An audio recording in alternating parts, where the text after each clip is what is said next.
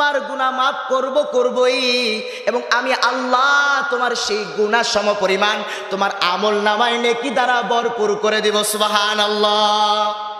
তাহলে আল্লাহ পাকের দয়া আছে নাকি নাই? এই আজকের রাতটা দামি নাকি দামি না? কি পরিমাণ দামি!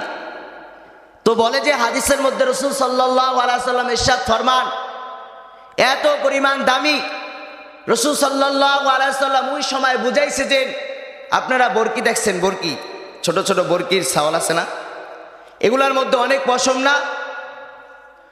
তো একটা গোত্র ছিল, যেই গোত্রের মধ্যে এত পরিমাণ বরকি ছিল যেটা ধারণার বাহিরে ছিল। তো রাসূল সাল্লাল্লাহু আলাইহি সাল্লাম উদাহরণ দিছে, ওই গোত্রে যতগুণ বরকি রয়েছে এবং প্রত্যেকটা বরকির যেই পরিমাণ পশম রয়েছে, আল্লাহ পাক আজকের এই শাবান মাসের মধ্য রজনী অর্থাৎ শবে বরাত আমরা যেটাকে বলে থাকি, আল্লাহ পাক তার চাইতো বেশি পরিমাণ মানুষদেরকে ক্ষমা করে দিবেন। সুবহানাল্লাহ। তাহলে আল্লাহ পাক যদি ক্ষমার ঘোষণা করে থাকে আর আমরা যদি ক্ষমা না চাই, তাহলে আমরা ঠকে গেলাম না? বলেন তো, ঠকে গেলাম না আমরা? তাহলে